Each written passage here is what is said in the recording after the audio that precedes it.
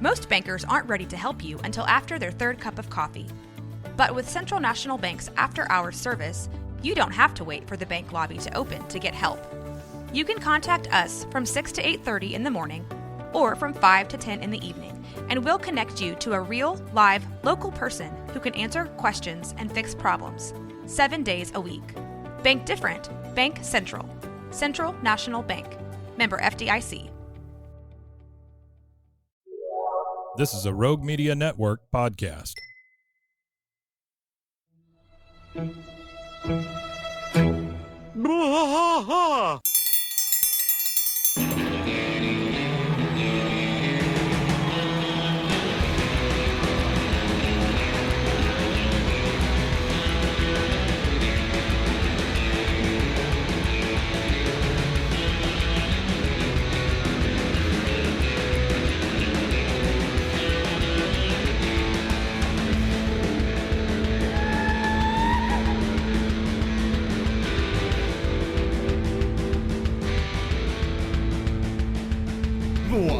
Fight all through the night, deep in the heart of Texas. The trailer park is nice and dark, deep in the heart of Texas. That drinks his brew and he spits his chew, deep in the heart of Texas. The TV blares, but no one cares, deep in the heart of Texas. Here we go! Hey, everybody, welcome to King of the Hill podcast. I am Mike. And I'm Rusty. Rusty, welcome to Friday. That ain't right Friday, to be more specific. We are going to talk about the most Texas episodes, or Texas-centric, I guess, episodes of King of the Hill. This comes from an article in the Dallas Observer. Now, it was last year, but I don't think any of this has changed because we've not gotten any new episodes yet. No, nothing yet, so we're still on that, yeah. They do talk about how King of the Hill is finally making a comeback, and they say it's far more deserved than fourth Matrix film. Did you see that last Matrix film? I saw the last two. Didn't they film them simultaneously or something like that? No, this was like number 4, and it was garbage. Oh, I haven't seen it. I mean, complete garbage. It's actually like, and I'm sure people are yelling at me at this point, but it takes place. Okay, so I have a problem with any movie that like gets up its own butt, and by that I mean like meta on top of meta on top of meta. So like this one, I'm a game developer. And whoops, I slipped into the Matrix, and now I'm back. I mean, it's that kind of thing. Yeah, it's a little cheesy. And then that's a bunch of play trope. Yeah, yeah, and then a bunch of Warner Brothers crap thrown in, and so it just. Ugh, did you hear that they're making another Mission Impossible? I think. Oh, I don't doubt that. I think they filmed those two at the same time. There's probably like 9 of them now, isn't at there? least, yeah.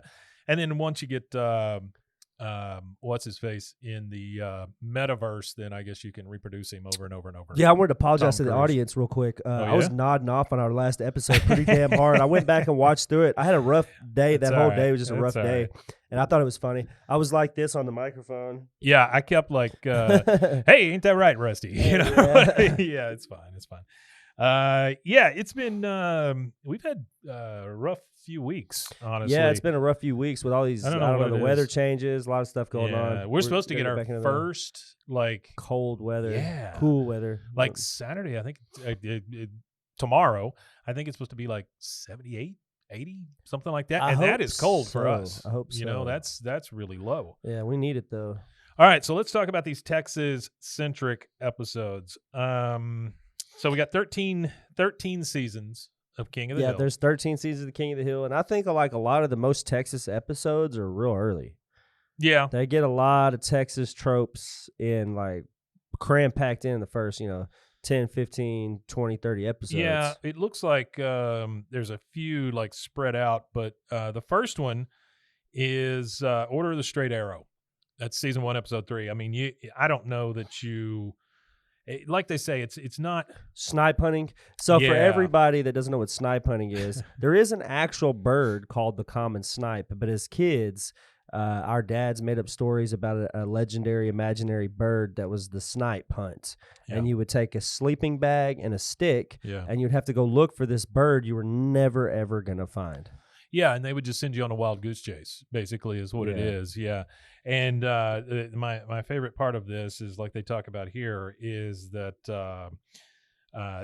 Cotton took him on the same thing as kids, and then Bobby's flair for the dramatic and his naive nature caused him to accidentally bag something more endangered than a deadly snipe with his whoop-ass stick.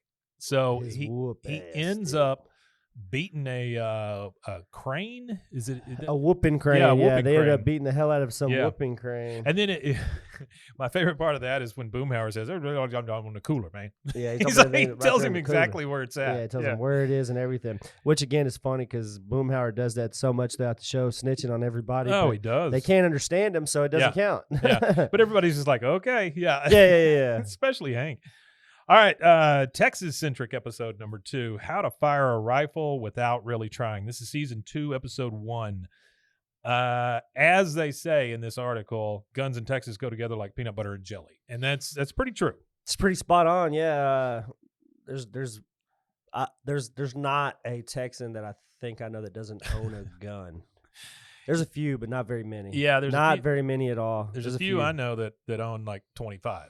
I mean, there's a few that I own. There's a guy that I worked with at M&M's that had, hundreds and hundreds of them. He had like a room pretty much that was designated for guns and ammunition.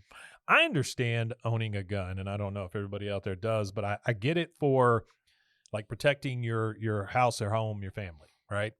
But at the point where you need a semi-automatic machine gun, I think maybe we need to stop there.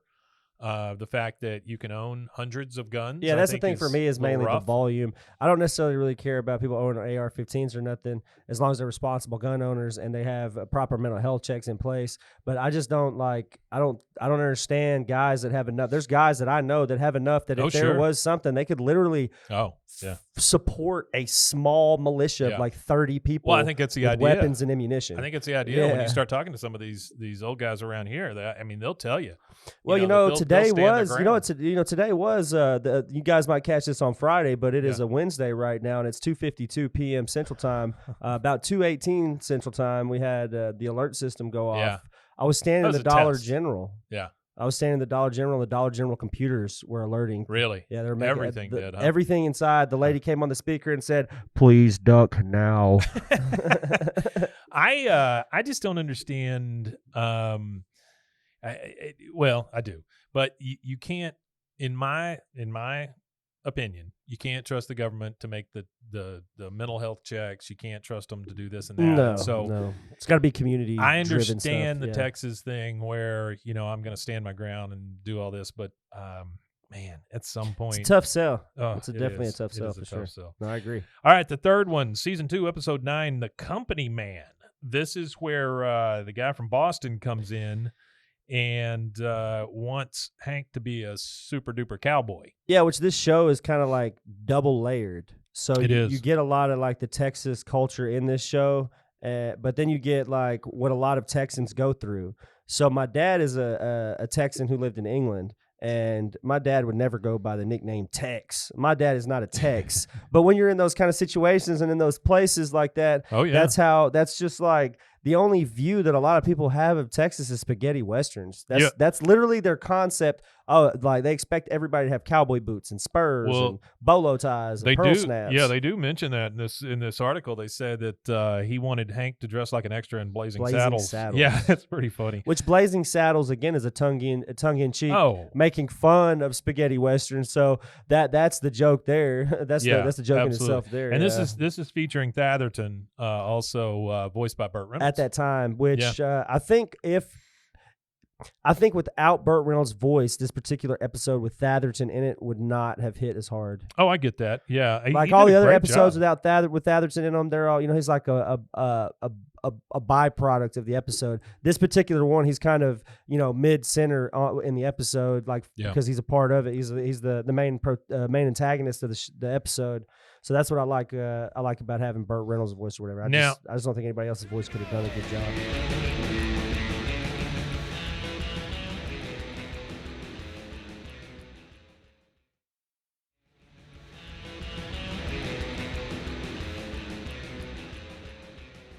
Now, Now, I will say that one thing that is synonymous with Texas is football. And this next episode is season 3, episode 12, 3 coaches and a Bobby. Yeah.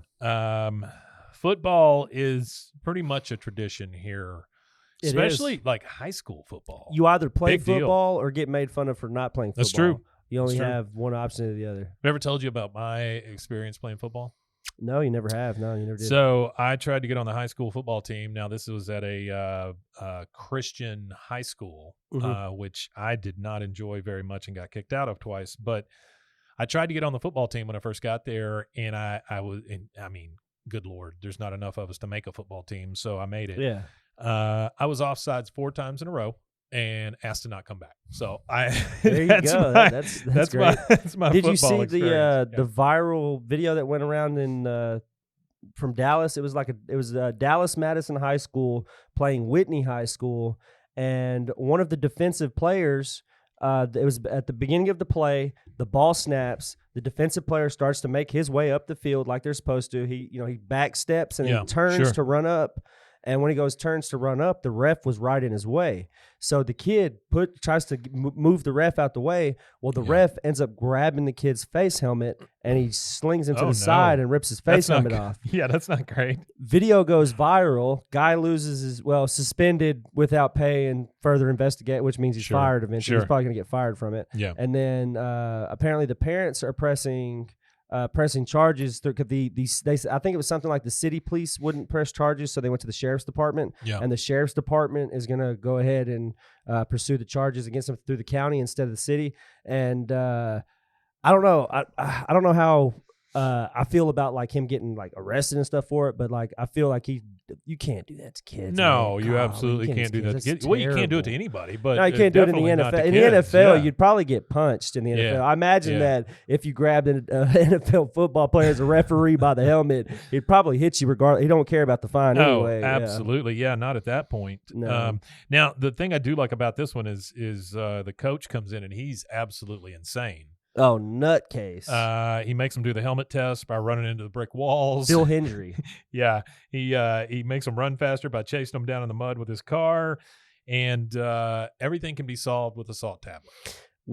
Take a salt tablet. Take a salt tablet. That's right. Yeah. And it says here, and they are absolutely right, if you think that's over the top, then you've clearly never been to a high school football game in Texas. No, it gets crazy. I remember my high school football coach. It was after I had graduated high school. Yeah. He got caught on a live mic telling everybody they were playing like F word and pussies. Yeah, he was I don't screaming doubt that at them, and I was like, it's probably not good for him to say those things and get caught on a mic. But I'm like, it's a whole people don't understand football. Like that whole mentality that those kids and those coaches are in. Different breed. It is because it's competitiveness at almost a toxic level to some of it, But I mean, that's what it takes, I guess, if you want to be a professional athlete. I mean, look at the stuff they've done in the Army, or in the military. I mean, you can't do what you used to be able to do there either, and especially like at a high school football game. Well, imagine how many professional artists or musicians or writers that we would have if we had similar competitions. I think you know what I mean. Yeah, I don't. Imagine if we Imagine if we had all this money on programs for the art stuff for kids and stuff like that, and music and stuff like that. Because I watched my high school before they were state champions and stuff like that, and they got a bunch of money in the booster club and all that. Right. When we were just a 0-10 team, they started taking away choir. They started just slowly taking stuff away to give more money to the program, which in my mind, I'm like, if you can't win with the money you got, what's more money going to help you? It's not about the money. It's about coaching and football players. It's about status. So some of the biggest football fields you'll ever see are high school football fields around here. Oh, the one in Dallas, Alvin, I think is what it's called, Alvin High School. It's massive. It's as big as college football stadiums. Oh, yeah.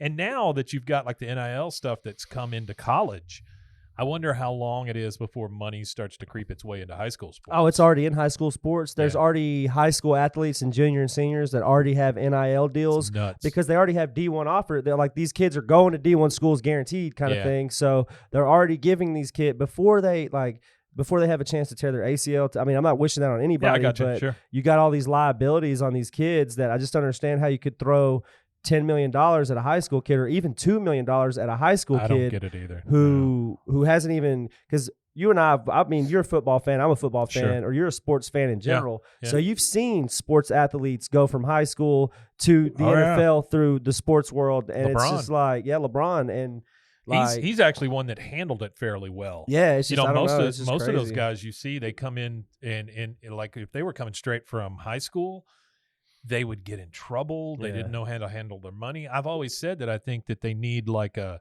mentor or somebody when they first come in, because it's like winning the lottery overnight. Yeah, and that's the sad thing about it is the NFL needs to have a program in place for it to help them out, and they don't. Well, because what ends up happening NBA is also. Yeah, NBA, any professional sports league where you're taking either an 18 to 22-year-old kid and you're handing them $20 million, and these kids are coming from, literally eating packets of noodles all of college to survive. Sure. There was one NFL athlete made it all the way to, I can't remember his name, but he was a D1 athlete. He didn't have a meal program, so he just struggled to eat and struggled to do everything for 4 years, and he finally made it to the league. And when he talked about it and told what he ate and what he had to eat to make it, I'm like, this guy made it to the NFL eating like hot dogs and bologna. Oh, sure. It's insane to think that they don't even give him food or nothing. Well, the other issue you're seeing start to pop its head up in college, especially football, is that your uncle's going to run your money for you, or your parents going to run your money for you, and then they're going to walk off with all of it. You got nothing. They have no financial management skills to help you. They're buying houses in your name and all that kind of stuff. And next thing you know, you're looking at your bank account and it says zero. Yeah. It's amazing how many relatives crawl out of the woodwork whenever you get some money. Well, that's the thing. There was a lot of uproar in the media this week about Jay-Z not giving his cousin $4,800. And somebody had commented or something on there and said, if he can't come up with $4,800, how is he going to turn $4,800 into $2 million? Because that's what he had told Jay-Z to get the $4,800. That was what the rumor was, is that he had told Jay-Z, you give me $4,800 and I'll bring you back $2 million. Going to buy a bunch of crypto. Whatever he was going to do. Yeah, I don't know what the scam was that he was trying to run on him, but that's what he was saying, is that a lot of people get mad when the family doesn't take care of them. But I watched Shannon Sharp and Stephen Smith talking about it too, and Shannon Sharp had said, I took care of my mama, I took care of my brothers, I took care of my sisters, I took care of my grandma. He said, there's too many cousins. I can't take care of every cousin there is. No kidding, he said, once you start taking care of anything outside of mom, dad, brother, and sister, you end up broke because you can't support five, because it gets deep. Everybody's coming. You get to third cousins and fourth cousins, you're talking about 50, 60 people. Oh, yeah. So it's like, it's absolutely. Just one of those things. All right, next one, Rodeo Days, Season 4, Episode 12. This one's a pretty good one because Bobby becomes a rodeo clown. Yeah, which we learned a lot about. If you should go back and check out that episode, because we learned a lot about the rodeo clown profession during that episode. I had no clue that it was like an art form in a sense where they had like a competitive sport. It's like a competitive organization for rodeo clowns. It's insane. Yeah, it's a really good one because it does show that Hank and Peggy can still learn something about Bobby. Basically that's what it turns into, is them learning how Bobby can actually be an asset with all of this stuff, Okay, next one, Yankee Hanky, Season 4, Episode 10. This is anyone who's lived in Texas for any stretch of time knows how our naivete is something that gets pushed into our bloodstream with a syringe. Hank learns the startling news that he's not a native-born Texan. This is a tough one, right? Where he learns that he was born in New York City. Yeah, he hated that. City. He hated that one. That was when Cotton, with a government conspiracy to go and kill Fidel Castro. Because this is the one with the leg. Is this the one with the fake leg? No, this is the one where he goes and assassinates Fidel Castro at a baseball game. So for a lot of people, what a lot of people don't know, okay, so for those of you that don't know, if you're not a baseball fan, a lot of baseball players come out of the Dominican Republic. Yeah, absolutely. Cuba, places, like all kinds of South American countries. Japan's a big place. It's a cheap sport to play. It's a really cheap sport to play as kids. It's just like soccer. It's like soccer and baseball. Yeah, absolutely. All you got to do is a ball and a stick. And a lot of them learn how to play baseball with literally just a ball and a stick. Oh, absolutely. And Fidel Castro along the lines of like Hitler in his art class, if Fidel Castro would have been picked up to be on the professional team that he tried out for, he would have actually been a professional baseball player instead of a politician. So his segue was he got rejected from being on a baseball. I can't remember what baseball team it was. It was an American professional baseball team that he was a really good high level baseball player, but he just didn't have what they wanted. And from then he switched to politics. Yeah. And if only Hitler's Castro. art had been accepted. You know, and some of his I've seen some of his art. It's not terrible. It's not terrible. It's not terrible. No, it's not. All he needed was just a little bit of encouragement. That's right. That's all he needed. Could have stopped World War II. Could have stopped World War II. Okay, so our last one. These are the most centric episodes. And by the way, I was not born in Texas. I consider myself a Texan, but I was not born in Texas either. But there's no other culture that I grew up in. Yeah. I don't know anything else. No, it's true. That's true. I know zero else. Last one is one that we haven't covered yet. How I Learned to Stop Worrying and Love the Alamo. This is season 8, episode 17. That's a good movie, though. How I Learned to Love the Bomb. Yeah. Dr. Strangelove. Yeah, Dr. Strangelove is a good one in it. What's his name? Tex, when he rides the nuclear weapon down the ground at the end. Yeah, it's Tex. I can't remember his last name. Is it Ritter? It may be Tex Ritter. No. I don't remember. But Peter Sellers is fantastic in that. Peter Sellers. Tex Ritter's a singer. Never mind. Peter Sellers was really undervaluated. Not for sure. People didn't appreciate him. Being There is a great movie. Very dry Peter Sellers movie, but that doesn't have anything to do with this. So how I stopped worrying and loved the Alamo. This is. New revelations from historians still pop up along with info such as a collection of Alamo artifacts rounded up by singer Phil Collins, who has a Trekkie-like obsession with the fort story. In another way, the episode also showcases our love and often unhealthy relationship with our own state's history by taking on two extremes at once. This has to do with Hank's undying love for the sacrifices made by the men of the Alamo and the exaggerated truths that arise through history, both good and bad. So Hank does learn a little something about the Alamo and the people that were there, but the people that are putting this thing on are really crappy about the. You know how many times I've seen the Alamo? You know how many times I've seen the Alamo in the last year? How many? 52. Oh, I don't doubt that. I've seen it once a week because you do a lot of deliveries there, right? Well, when I'm in San Antonio. It doesn't. My route never generally takes me past the Alamo. Yeah. But I make it a point to drive by the Alamo because it's a little bit off my route. It probably has like 4 or 5 minutes when I go that way. But I'll go that way every Thursday. I'm in San Antonio, and I always roll down my window and I scream as loud as I can at my window. Remember the Alamo to all the tourists that are walking around. There's a couple things I remember about the Alamo in San Antonio. One is that there's a wax museum right across the street. Yeah, which I think is odd. There is a wax museum across the street. And then, Ripley's Believe It or Not is across the street too. And then the second thing is Pee Wee Herman taught me that there's no basement in the Alamo. There is no basement in the Alamo. I love that. That is funny. That's one of my all-time favorites. That is a good joke, yeah. There's no basement in the Alamo. There is no basement in the Alamo. Well, if there was a basement in the Alamo, they probably would have hidden the basement. Oh, absolutely. Absolutely. You might have had more than 1 or 2 people make it out.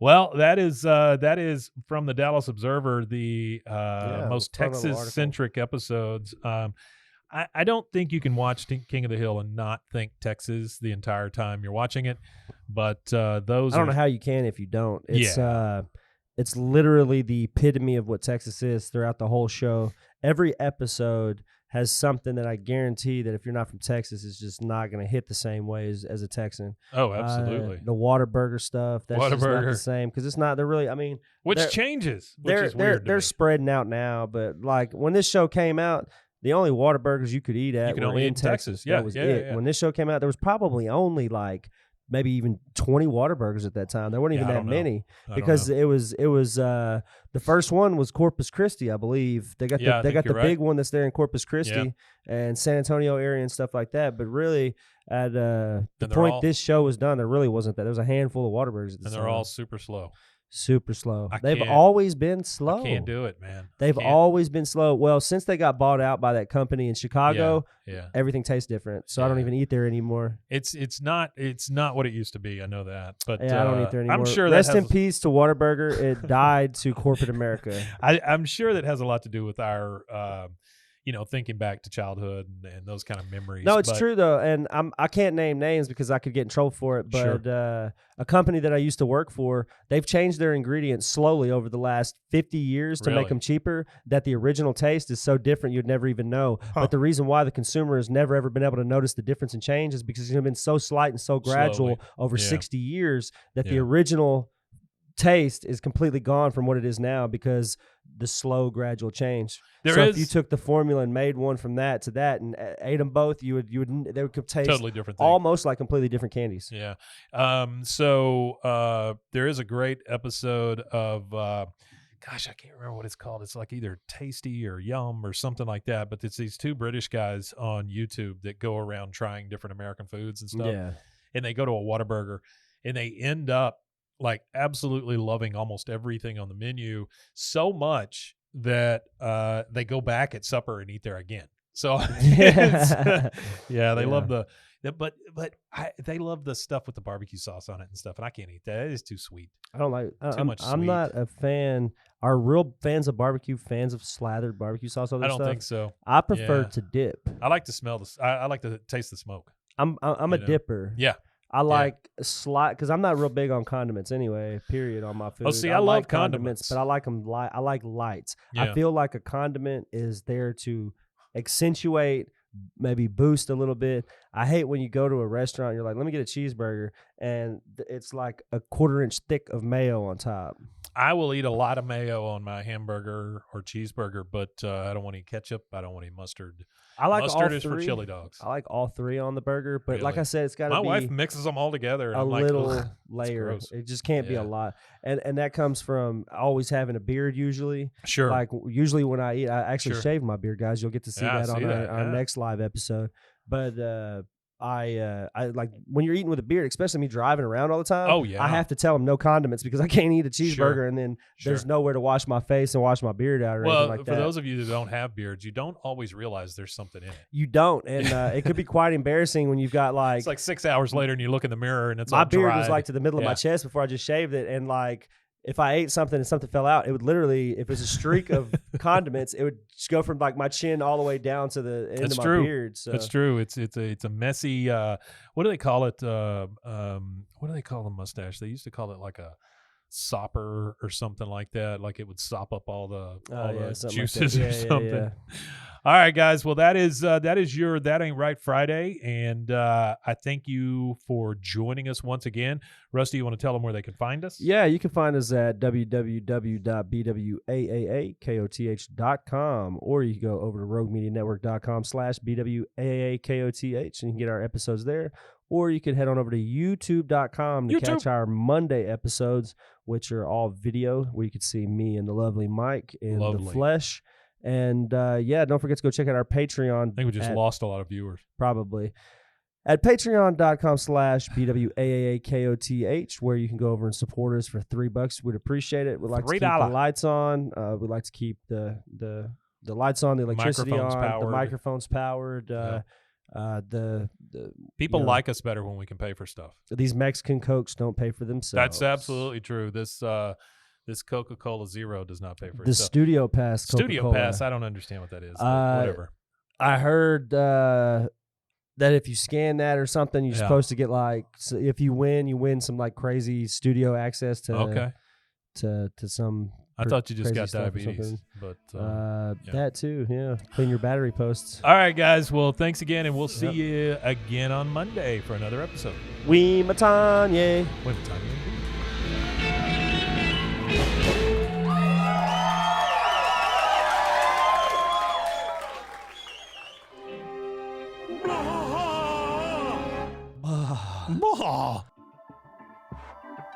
This has been a Rogue Media Network production.